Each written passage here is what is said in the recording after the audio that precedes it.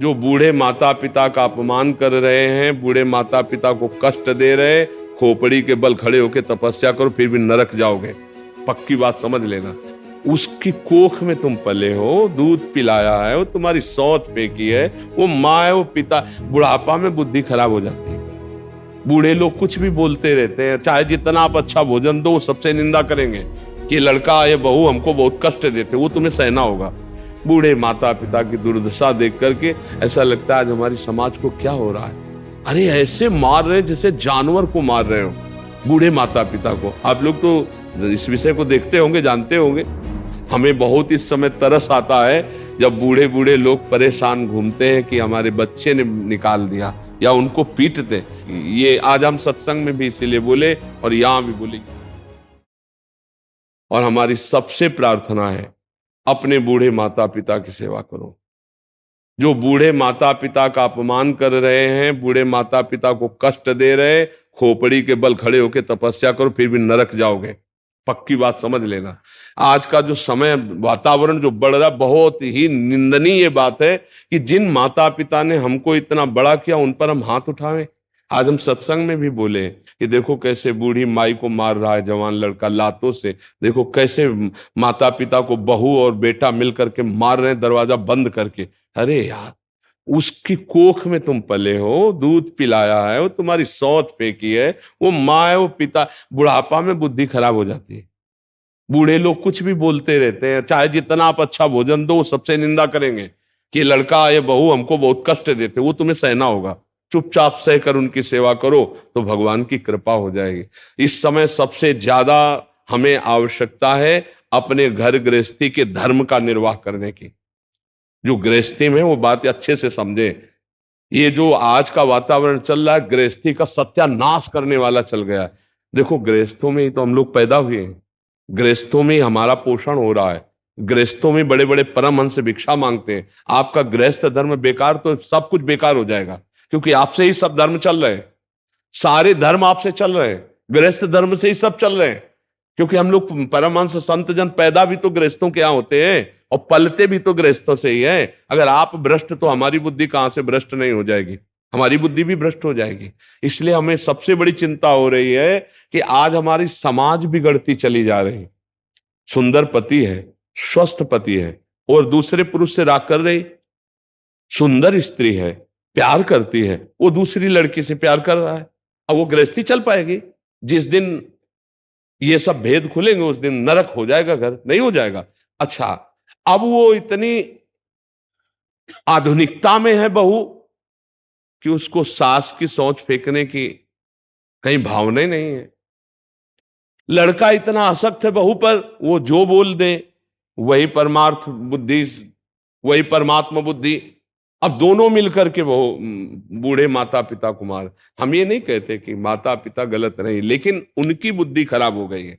वृद्धावस्था, तुम तो जवान हो, जैसे तुम छोटे थे तो तुम्हारी बुद्धि खराब थी, कहीं सोच कर दिया, कहीं लघुशंका कर दिया, कभी माँ ने तुमको डांटा, तुम्हारी सोच फेंकी लघुशंका। अब उनकी अवस्था है, बालवत अवस्था वृद्ध जनों की होती है, वो गाली दे सकते हैं, उनकी सेवा करो। सबसे बड़ा उपदेश यही है, नशा मत करो। अगर नशा करके जाओगे तो तुम ऐसे अपराध करोगे, घर में आतंक मचाओगे। ये गंदा भोजन मत करो, नहीं बुद्धि भ्रष्ट हो जाएगी। और हाथ जोड़कर प्रार्थना है, सबसे बड़े भगवान, मंदिर जाओ या ना जाओ, अपने माता पिता की सेवा कर लो, भगवान प्रसन्न हो जाएंगे। बूढ़े माता पिता की दुर्दशा देख करके ऐसा लगता है आज हमारी समाज को क्या हो रहा है। अरे ऐसे मार रहे जैसे जानवर को मार रहे हो, बूढ़े माता पिता को। आप लोग तो इस विषय को देखते होंगे, जानते होंगे। तो अब बताओ हम कौन सा ज्ञान तुम्हें दे दें जिससे तुम्हारे को आत्म शांति हो जाएगी। जब माता पिता भगवान के रूप है, उनका अपमान किया जा रहा है, और मंदिर में जाके तुम जल चढ़ाओ, आरती करो या तुम भोग लगाओ, भगवान लेंगे? वहां बैठे भूखे भगवान बैठे हैं, वहां तुम्हारा इंतजार कर रहे हैं कि मेरा बेटा, और बेटा उनके साथ बर्ताव ऐसा कर रहा है। सबसे ज्यादा समय समाज के सुधार में चरित्र का है। आज हमारा नया समाज चरित्रहीन होता चला जा रहा है, और ये समझ में नहीं आ रहा, इसे आधुनिकता समझा जाता है। अरे पुराने जमाने की ये बातें हैं, तो आज के जमाने में क्या करोगे फिर? ये बेविचार करोगे तो तुम्हें परस्पर प्रेम रहेगा क्या? तुम्हारे सामने पत्नी किसी और तुम किस कहीं और, तो संतान, फिर परिवार, फिर प्रीति, फिर धर्म, फिर मर्यादा, कुछ नहीं। डोल के भीतर पोल। क्या गृहस्थी धर्म रहेगा, क्या भागवतिक धर्म रहेगा, क्या मर्यादा रहेगी? ये बहुत गलत चल पड़ा है। और कैसे भगवान संभाले? कलयुग का बहुत बड़ा विचित्र रूप ये नाटक फैल गया। ये जो girlfriend boyfriend live in relation, जो क्या क्या कहते हैं दलित दुराए, ये बहुत बुरी हो गई। देखो, पहले हमने देखा जब तक ब्याह नहीं होता था बच्चे ब्रह्मचर्य रहते, जानते ही नहीं थे संसारिक। अब वो मोबाइल चल गया ना सब जाने। और जब ब्याह हुआ तो आजीवन एक दूसरे की गलतियों को सहते हुए वो एक ही घर में रहते। तलाक शब्द हमने कभी नहीं सुना, संबंध विच्छेद कभी शब्द नहीं सुना हमने कि वो एक दूसरे से नहीं, ऐसा कभी नहीं सुना, गांव में तो कभी नहीं सुना। आजीवन निर्वाह करते थे। हाँ, थोड़ी उद्दंडता होती, थोड़ा उस पड़ोस वाले संभाल देते थे, भाई मारपीट मत करो, लड़ाई झगड़ा मत करो, थोड़ी बड़ी बातों में आपस में। लेकिन ये चरित्रहीनता कि स्वस्थ पति है, स्वस्थ परिवार है, आप उसका त्याग कर किसी और पुरुष से, या स्वस्थ पत्नी है, सुंदर पत्नी, आप उसका त्याग कर किसी, अब उस परिवार की हालत क्या होगी? बड़े पढ़े लिखे हो, बड़े बुद्धिमान हो, लेकिन चरित्रहीन हो, क्या है? हमारी यही बात समझ में। तो फिर तुम माता पिता की सेवा करोगे अपने? तुम्हारे अंदर तो उद्दंडता सवार रहेगी। तो आज का समय जो है, सत्संग सुनो। हम कह रहे हैं भगवान की भक्ति से ज्यादा ये अपने परिवार की भक्ति कर लो। अगर परिवार की सही भक्ति कर लोगे तो भगवान की भक्ति हो जाएगी, क्योंकि परिवार में भगवान ही विराजमान है। पत्नी में भगवान है, पति में भगवान है, पुत्र में भगवान है, माता पिता में। एक गृहस्थी अगर सम्यक रूप से सुखी नहीं है तो तुम क्या कर सकते हो? रुपया से केवल सुख मिलता है क्या? आचरण, पवित्रता और व्यवहार, ये तीन चीजें सुख प्रदान करती हैं। आपका व्यवहार सत्य है, निश्चल है, कपट रहित है, धर्म पूर्वक है, आप पवित्र आचरण वाले हैं, आप बहुत सुंदर गृहस्थ रहेंगे। लेकिन आज हम देख रहे हैं कि गृहस्थी की हालत खराब होती चली जाए। पति पत्नी में विश्वास नहीं रह गया है, माँ बेटे में विश्वास नहीं रह गया, भाई भाई में प्यार नहीं रह गया। क्या होता चला जा रहा है समाज का? थोड़े से धन के लोभ में, थोड़े सी जमीन के लोभ में सगा भाई अपने भाई की हत्या कर देता है, सगा बेटा अपने माता पिता को कष्ट दे रहा है। तो इसलिए हमें लगता है सबसे ज्यादा इस समय आवश्यकता है अपने परिवार की प्रेम रस्सी को मजबूत करना। एक परिवार, एक गृहस्थी में 5 लोग हो, वही प्रेम से जीना सीख जाओ तो बहुत बड़ी आराधना हो जाएगी। बूढ़ी माँ है, चल नहीं पा रही, उसे लात से मार रहे हो, डंडे से मार रहे हो, यार नरक का भी तो होश रखो कि तुम्हें, तुम्हारी दुर्दशा क्या हो जाए। फिर ऐसे ही लोग जब गाड़ी में बैठ के चलते ना तो ऊपर से पूरा ट्रक पलटता है उनके ऊपर कि सांस भी ना ले पाओ, वहीं पिचक जाओ। फिर या आग लग जाती, उसी गाड़ी में जल जाते हैं। कर्म न बिगड़ने पाए, हम बार बार सबसे प्रार्थना करते, कोई किसी का सुख दुख देने वाला नहीं, किसी का आशीर्वाद काम नहीं करेगा, तुम्हारे आचरण, तुम्हारे कर्म ही तुमको सुख दुख देंगे। इसलिए भाई अच्छे कर्म करो और अपने बुजुर्गों के कर्मों की तरफ मत देखो। वो बूढ़े हो गए, जैसे बच्चा ऐसे बूढ़ा हो जाता है। बूढ़े की सेवा भगवान की सेवा है। हमें बहुत इस समय तरस आता है जब बूढ़े बूढ़े लोग परेशान घूमते हैं कि हमारे बच्चे ने निकाल दिया, या उनको पीटते। ये आज हम सत्संग में भी इसीलिए बोले और यहाँ भी बोले, ये बहुत जरूरी है। वो बूढ़े शरीर में सच्चिदानंद भगवान मार के रूप में है। ऐसा मत करो कोई अपने माता पिता के साथ।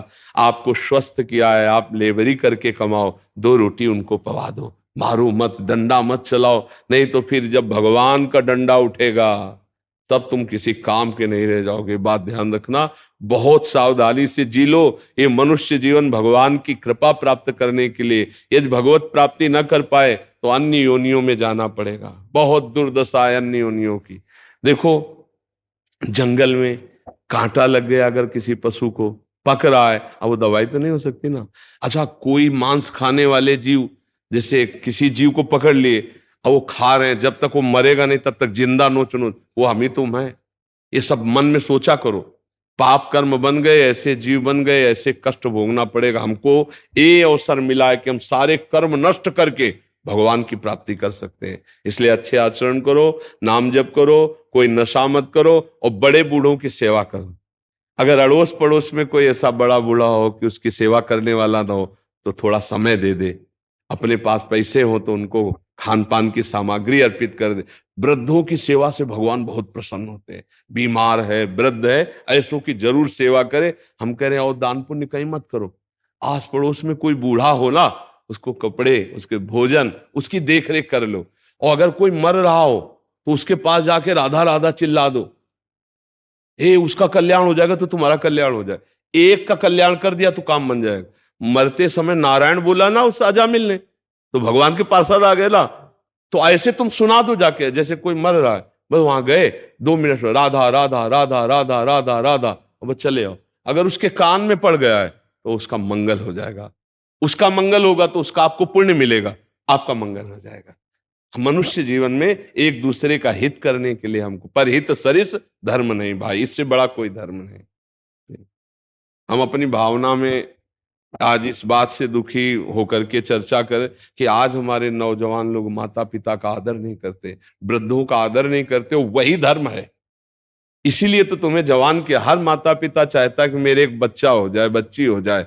किस लिए? कि बुढ़ापे की लकड़ी हो जाएगा, वो बुढ़ापे में भोजन दे देगा। और धिक्कार है उन पुत्रों को जो जवान पट्टा हुए और घूंसा चला रहे माता पिता पे और उनको निकाल रहे घर से बाहर। उनको डरना चाहिए कि कहीं भगवान का डंडा ना उठ जाए, नहीं तो किसी काम के नहीं रहोगे। व्यर्थ में मनुष्य जीवन नष्ट हो जाता है।